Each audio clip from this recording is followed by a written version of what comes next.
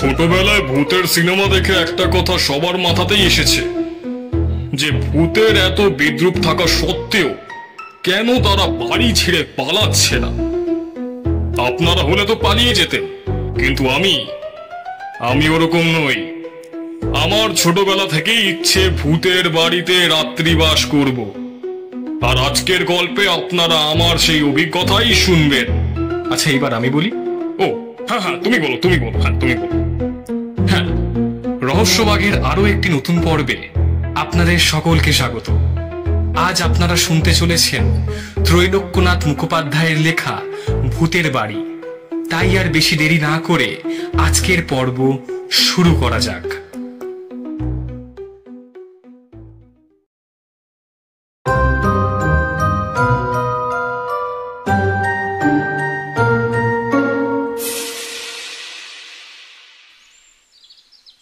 আজ বহুদিন পর টম সাহেবের সঙ্গে বসে অনেকক্ষণ কথা হচ্ছিল। তিনি তার ভূতের বাড়ির একটি অভিজ্ঞতা আমাদের বলছিলেন।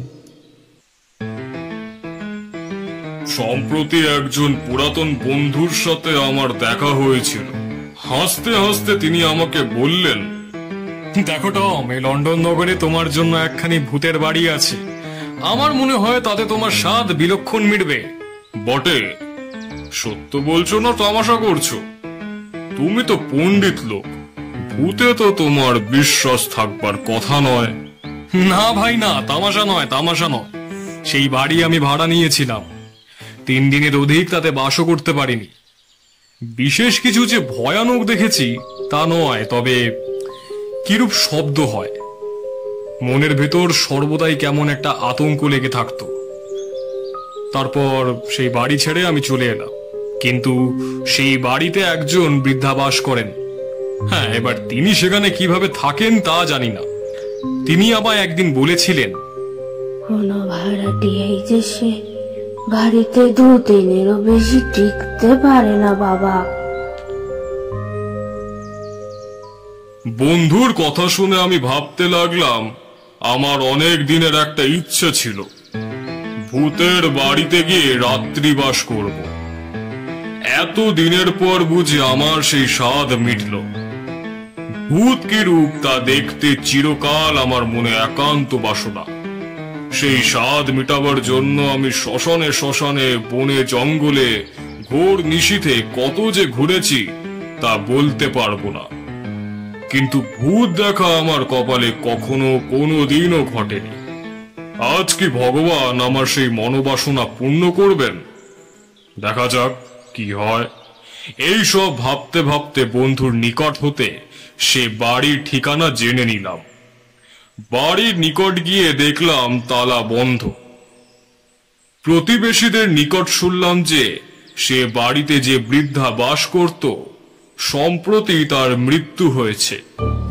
রাত্রিকালে ভূতে নাকি তার ঘাড় ভেঙে তাকে মেরে ফেলেছে। সেই থেকে সে বাড়িতে মানুষ তো দূরের কথা, কোনো কাক পক্ষীও কেউ প্রবেশ করতে পারে না। সে বাড়িতে নেংটি ইঁদুর কি বড় ইঁদুর, কোন ইঁদুরই বাস করে না। আমার আরো কৌতূহল জন্মালো। প্রতিবেশীদের নিকট হতে গৃহস্বামীর ঠিকানা জেনে তার নিকট উপস্থিত হলাম। তিনি ধনবান লোক। ভূতের বাড়ি ভাড়া নেব শুনে তিনি আমাকে বললেন, বাড়ির যে দুর্নাম আছে তা বোধহয় আপনি শুনে থাকবেন। আমি এতদিন নানান দেশ ভ্রমণ করেছিলাম, সম্প্রতি দেশে এসেছি। আমার খুড়ো মহাশয় ওই বাড়ি কিনেছিলেন। কবে হতে বাড়িতে ভূতের উপদ্রব আরম্ভ হয় তা আমি বলতে পারবো না, তবে সপরিবারে নিজে আমি ওই বাড়িতে 2 দিন বাস করেছিলাম। কিন্তু সত্যি বলতে 2 দিনের বেশি আমি সেখানে টিকতে পারিনি। আমি সেখান থেকে প্রাণ ভয়ে পালিয়ে আসলাম। আপনি যদি সে বাড়িতে কিছুদিন বাস করতে পারেন, তাহলে ভাড়ার টাকা নেওয়ার তো দূরের কথা, বরং ঘর হতে আপনাকে কিছু দিতে রাজি আছি। আমি চাবি নিয়ে আসলাম। আমার একজন দান পিটে বীর পুরুষ চাকর ছিল। ভূত প্রেত দৈত্য দানব কিছুই সে মানত না। মনে তার অপরিমিত সাহস, দেহে তার অসীম বল। তাকে আমি সকল কথা খুলে বললাম আর জিজ্ঞাসা করলাম, তুমি আমার সাথে সে বাড়িতে রাত্রি যাপন করবে? চাকর উত্তর করলো, ভূত ভূত আমার কাছে আসবে? আমি হচ্ছি ভূতের বাবা। দেখি না কেমন করে আমার সম্মুখে ভূত বেরোয়, ভূতের চচ্চড়ি করিয়া না খাইবো আমি।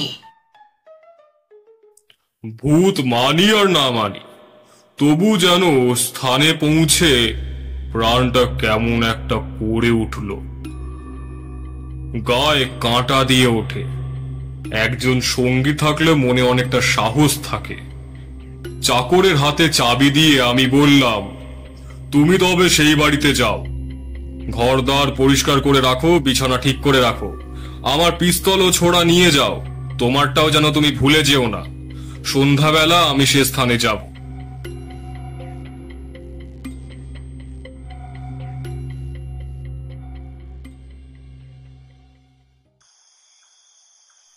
সন্ধ্যার সময় আমি সে বাড়িতে গিয়ে উপস্থিত হলাম। আমার চাকর দ্বার খুলে দিল। চাকরের মুখে ঈষৎ হাসির রেখা দেখে আমি জিজ্ঞাসা করলাম, কি হে, সব ভালো তো? আগে হ্যাঁ, সব ভালো, সব ভালো। কিছু দেখেছো নাকি? আগে না, তেমন কিছুই দেখিনি, তবে আমার কানের কাছে কে যেন ফুস ফুস করিয়া কথা বলছিল, এইরূপ শব্দ বারবার শুনেছি। আমি বললাম, তোমার ভয় হয়েছে নাকি? ভয়? আমার শরীরে কোনো ভয় টয় নেই। আমি হচ্ছি ভূতের বিধাতা পুরুষ। আমি যদি ভূত দেখতে পাই আমার আনন্দ হবে।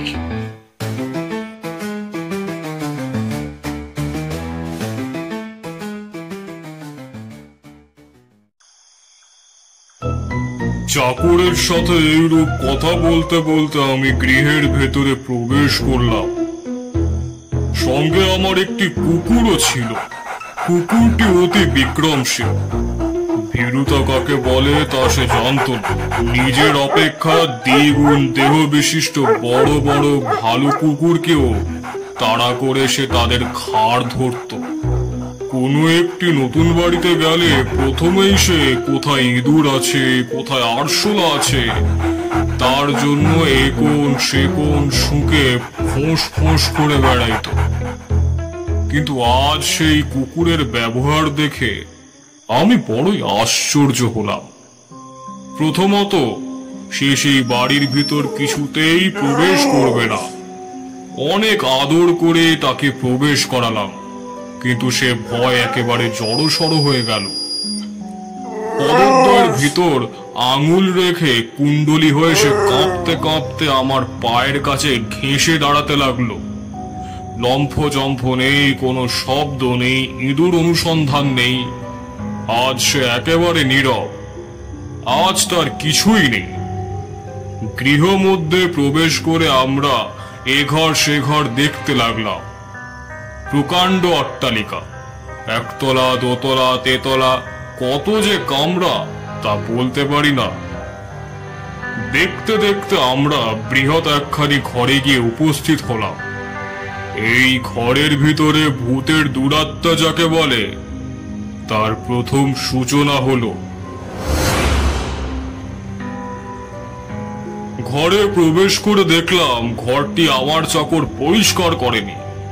মেঝেতে নিবিড় ধুলো পড়েছিল, কোথাও কিছু নেই। হঠাৎ দেখলাম আমার ঠিক সম্মুখে একটি পায়ের দাগ পড়ল, শিশুর পদচিহ্ন। তার আগে বা আশেপাশে আর কোনো দাগ নেই, কেবল সেই একটি দাগ মাত্র। অগ্রসর হয়ে সেই পদচিহ্নের ওপর আমার নিজের পা রাখলাম। অমনি ঠিক সেই সময় আমার সম্মুখে আর একটি পায়ের দাগ পড়ল। আমি চাকরের গা টিপলাম, চাকরও আমার গা টিপে ধরল।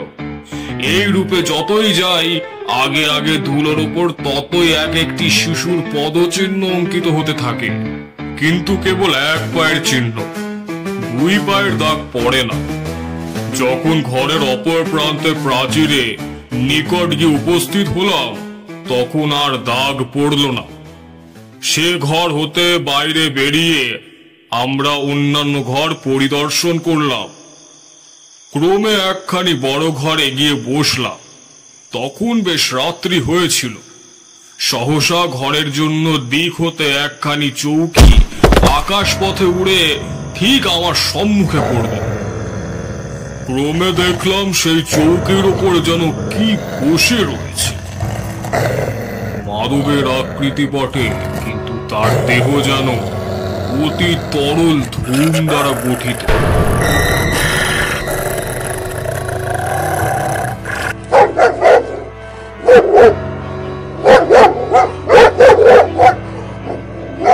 কুকুরটি ভয় বিহবল হয়ে ঘোরতর আর্তনাদ করতে লাগলো। চাকর তাকে শান্ত করতে গেল। ঘর হেড করে কুকুরকে সান্ত্বনা করছে, এমন সময় হঠাৎ আমার দিকে ফিরে সে জিজ্ঞেস করলো, আরে আরে আরে বাবা রে, আরে যে বলছি মহাশয়, আপনি কি আমার পিঠে কিল মারলেন? কি? না না না না, কি বলছো কি? কই দেখি দেখি দেখি, কি হয়েছে? আমার পিঠে কে ভয়ানক একটা কিল মারলো যেন মনে হলো। আমি বললাম, এ সব কাণ্ড কারখানা বোধহয় ওই ওই ওই বদমাইশ লোকে কি করে করছে ধরতে পারছি না। যা হোক, এই রহস্য বের না করা অবধি ক্ষান্ত হব না। সঙ্গে সঙ্গে এ ঘর পরিত্যাগ করে আমরা দ্বিতলে গিয়ে উঠলাম। আমার শয়ন ঘর এই তলায় নির্দিষ্ট ছিল, কিন্তু এখনো নিদ্রা যাবার সময় হয়নি। সুতরাং এই তলায় অন্যান্য ঘর পরিদর্শন করতে লাগলাম। একটি ক্ষুদ্র কামরায় নিকট উপস্থিত হয়ে চাকর বলল, এ কি হলো? এ ঘরে দরজা বন্ধ কেন? আমি তো এই মাত্র এই ঘরের চাবি খুলে দরজা খোলা রেখেছিলাম। আমি দাঁড় টেনে দেখলাম ভিতর হতে কে খিল বন্ধ করে দিয়েছে। বিস্ময়ের চোখে দ্বারের দিকে চেয়ে আছি। এমন সময় হঠাৎ দ্বার আস্তে আস্তে আপনি খুলে গেল।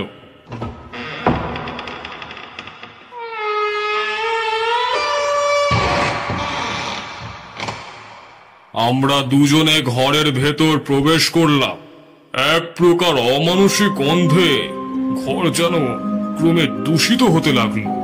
এক প্রকার ভৌতিক ত্রাসে আমাদের হৃদয় অবসন্ন হতে এলো। সে আশঙ্কা যে কি তা বর্ণনা করতে পারি না। নরজীবনের প্রতিকূল কোনো একটা ভীষণ পদার্থ যেন সেই ঘরে আছে, এইরূপ আমাদের মনে হল। সঙ্গে সঙ্গে ঘরের দ্বার হঠাৎ বন্ধ হয়ে গেল। সে ঘরে আর অপর দ্বার কি জানালা ছিল না। প্রথমে দুজনের দ্বার টানাটানি করলাম, কিছুতেই খুলতে পারলাম না। আমার চাকর বলল, আপনি একদম ব্যস্ত হবেন না মশাই, এই কপার জোড়াটি অতি পাতলা তক্তা দিয়ে গঠিত, 2 লাঠি দিয়ে ভেঙে দেবো। ভূত দেখি আজ নিজেকে আমার থেকে কি করে রক্ষা করে। কিন্তু কিছুতেই সেই ভঙ্গপ্রবণ কপাট ভাঙতে পারলাম না। সে ভয়াবহ ঘর হতে তাড়াতাড়ি আমরা বেরিয়ে পড়লাম। সে ঘর হতে বেরিয়ে আমরা বারান্দায় দাঁড়ালাম। এক পাশে মিটমিট করে কেমন একটা নীল বর্ণের আলো জ্বলছিল। কি আলো, কোথায় যাচ্ছে দেখবার মাত্র আমরা তার পিছন পিছন গেলাম। সিঁড়ি দিয়ে আমাদের সঙ্গে সঙ্গে আগে আগে আলোটি তেতলায় উঠতে লাগলো। তেতলার উপরে উঠে সামান্য একটা শয়নাগারে প্রবেশ করলো। যে বৃদ্ধা এই বাড়িতে একাকী বাস করত, এই ঘরটি তারই ছিল। আমরা এইরূপে অনুমান করতে লাগলাম। ঘরের ভিতর একটি দরজা ছিল। খুলে দেখলাম তাহার ভিতর একখানি রেশমের রুমাল রয়েছে।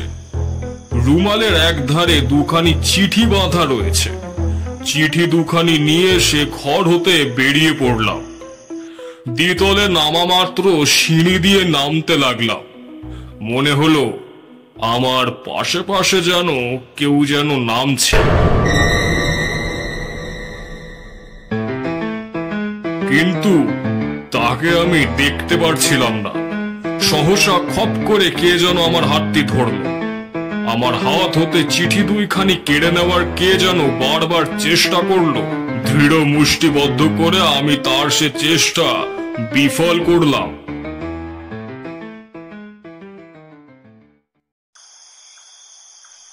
আমি তারপর নিজের শয়নাগারে উপস্থিত হয়ে প্রথমে ঘড়ি, পিস্তল ও ছোড়া মেঝের ওপর রেখে দিলাম।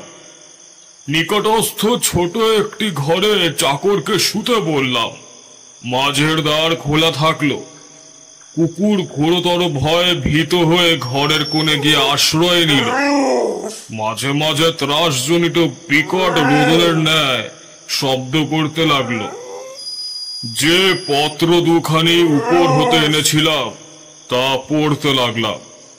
50 বছর আগে চিঠি দুখানি কোনো এক পুরুষ তার প্রিয়তমাকে লিখেছিল, কিন্তু নাম ধাম তাতে কিছুই লেখা ছিল না। ভালোবাসার কথা ছাড়া তাতে কোনো একটা বিভীষিকার আভাসও ছিল, যেন কে কাকে খুন করেছে।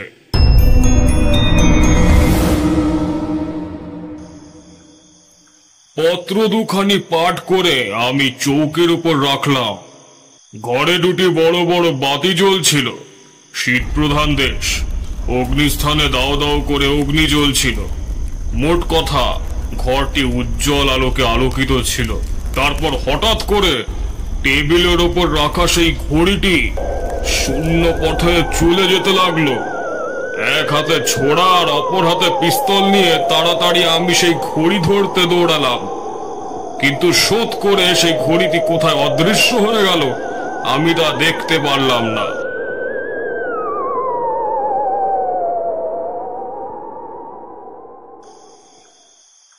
পুনরায় আমি চৌকিতে বসে একখানি পুস্তক খুলে পড়তে লাগলাম। ঘরের ভেতর হতে হঠাৎ বিকট শব্দ হতে লাগলো। কুকুরটি ভয়ানক কাতর রবে ঘরে ডাকতে লাগলো। আমি তাকে থামাতে গেলাম। যে কুকুর আমাকে প্রাণপেক্ষা ভালোবাসতো, আজ সেই কুকুরই আমাকে কামড়াতে আসলো। দংশন ভয় আমি তার গায়ে হাত দিতে আর সাহস করলাম না। মহাশয়, মহাশয়! চাকর এমন সময় সহসা তার ঘর হতে দৌড়ে আসলো। চক্ষু রক্তবর্ণ, যেন কোটর হতে বেরিয়ে পড়বে। তার সর্বশরীর যেন কাঁপছে, মাথার চুলগুলি সব খাড়া হয়ে উঠেছে। মহাশয়, এখান থেকে পালান, এখান থেকে পালান, এখান থেকে পালান। এই যে জায়গাটা আর বেশিক্ষণ থাকলে আপনি আপনি আপনি আপনি মারা পড়বেন। বাপরে বাপ, ধরলেই মারে রে পিঠে আমার। মহাশয়, আমি যাচ্ছি, আমি যাচ্ছি মহাশয়, আমি যাচ্ছি। এই রূপ চিৎকার করতে করতে সে আমার ঘর হতে তরতর করে লাফে লাফে সিঁড়ি দিয়ে নামতে লাগলো। তাকে ধরবার জন্য আমি তার পেছন পেছন দৌড়ালাম, কিন্তু ধরতে না ধরতে সে সদর দরজা খুলে ঊর্ধ্বশ্বাসে পালিয়ে গেল।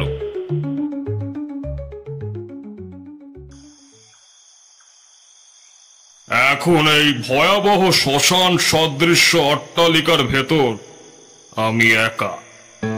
এখন প্রাণে আমার অতিশয় ত্রাস হলো। একবার তো মনে হলো যেন পালিয়ে যাই, কিন্তু বন্ধু বান্ধব সকলে হাসবে ও ঠাট্টা করবে। যা থাকে কপালে, এই মনে করে আমি আবার উপরে উঠলাম। পুনরায় আমি নিজের শয়নাগারে প্রবেশ করলাম। পুনরায় আমি পড়তে বসলাম। আমার হাতে পুস্তক, সম্মুখে বাটি। পুস্তক ও বাতির মধ্যবর্তী স্থানে আমার কোলে তাল গাছ প্রমাণ কৃষ্ণবর্ণ একটি মানুষের আকৃতি দাঁড়ালো। তার মাথা ছাদে ঠেকল। সেই মস্তকে চক্ষু দুটি জ্বলতে লাগলো। পিস্তল নেওয়ার জন্য আমি যেই হাতটা বাড়ালাম, হাত তখন অসাড় ও অবশ। আমি দাঁড়াবার চেষ্টা করলাম। পাও তখন দেখি অসাড় ও অবশ হয়ে পড়েছে। পাও আর উঠল না। চিৎকার করতে চেষ্টা করলাম, মুখ দিয়ে কথা বের হলো না। বুঝতে পারলাম জ্ঞানগত হবার উপক্রম হয়েছে আমার, কিন্তু তখনও একটা চিন্তা শক্তি আমার মনে ছিল। ভাবলাম যদি এখন ভয় করি তাহলে নিশ্চয় আমি প্রাণ হারাবো। এইরূপ হতে অনেক চেষ্টা করে ধৈর্য ধরে বসলাম। বাতি নিভিল না, অগ্নিস্থানে অগ্নি নির্বাণ হলো না, তথাপি ঘর অন্ধকারে আবৃত্তি হতে আসে। আমি ভাবলাম যেমন করে হোক ঘরে আলো রাখতেই হবে, অন্ধকার থাকলে মারা পড়ব।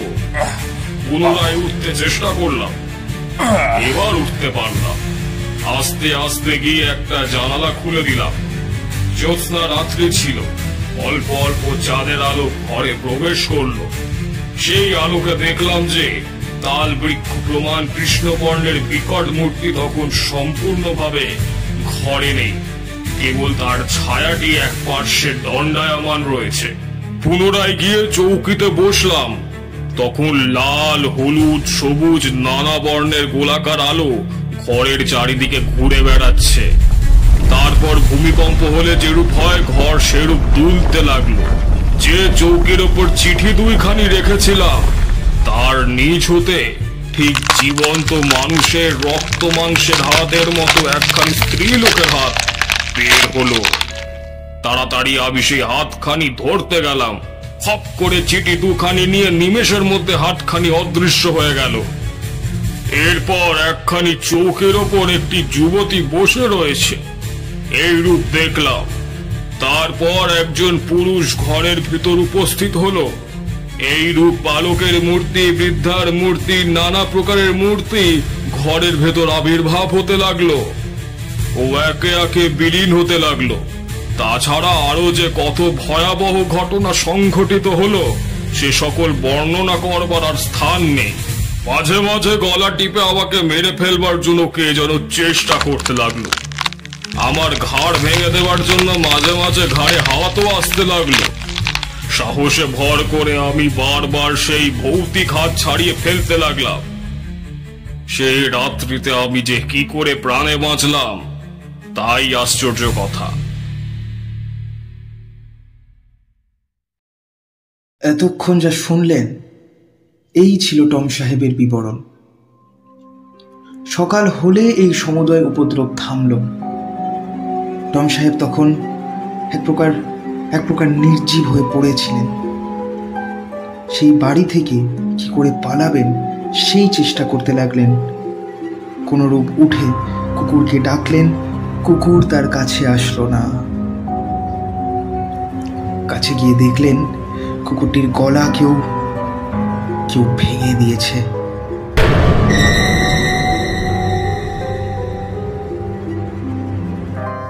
টম সাহেবের চাকর সেই দিন অবধি বায়ুগ্রস্ত হলো। ইংল্যান্ড পরিত্যাগ করে অস্ট্রেলিয়া দ্বীপে পালিয়ে গেল সে। বাড়িওয়ালার কাছে গিয়ে টম সাহেব চাবি ফিরিয়ে দিয়ে বললেন, উত্তর দেখতে আর আমার কোনো ইচ্ছে নেই, যথেষ্ট হয়েছে। এই নিন আপনার চাবিটা নিয়ে দিন। আপনার চাবিটা আপনার কাছেই রাখুন, আমার স্বাদ বিলক্ষণ মিটেছে। বাড়িওয়ালা সকল কথা শুনে বললেন, মহাশয়, আপনার মতো সাহসী পুরুষ এ পৃথিবীতে অতি বিরল। আপনার যে প্রাণ রক্ষা হয়েছে তাই পরম লাভ। তারপর চিঠি দুখানার কথা শুনে তিনি আরো বললেন, এতদিন ওই বাড়িতে যে বৃদ্ধা বাস করছিল, পত্র দুখানি বোধ হয় তার স্বামীর। আমার খুড়ো মহাশয়ের জীবনকালে সে ব্যক্তি একবার ওই বাড়ি ভাড়া নিয়েছিল। বৃদ্ধার স্বামী অতিশয় পাষণ্ড লোক ছিল। বৃদ্ধার ভাই ও ভাইপোকে টাকার লোভে সে খুন করেছিল। দিন কতক এইরূপ নানান জনরূপ শুনেছিলাম। যা হোক, ওই বৃদ্ধা ছাড়া সে বাড়িতে এ পর্যন্ত আর কেউ বাস করতে পারেনি। বৃদ্ধার মৃত্যু হয়েছিল অকস্মাৎ। এ সম্বন্ধে নানা লোক নানা কথা বলেছিল। সেই অবধি এমন একটি লোক পায়নি যে সাহস করে সেই বাড়িতে প্রবেশ করতে পারে।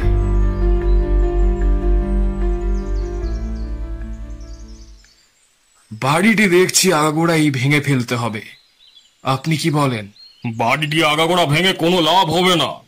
তার চেয়ে বরং একটা কাজ করুন, সেটা করলে বেশ ভালো হয়। যে ঘরে আমরা বদ্ধ হয়ে গিয়েছিলাম, যে ঘরে ওই বিকট গন্ধ বের হচ্ছিল, কেবল সেই ঘরটাকেই ভেঙে ফেলুন। বাড়িওয়ালা তাই করলেন। সেই ঘরের মাটির নিচ থেকে নানারূপ অদ্ভুত দ্রব্য বার হলো। তা যে কি সে কথা বলবার আর বোধহয় কোনো প্রয়োজন নেই।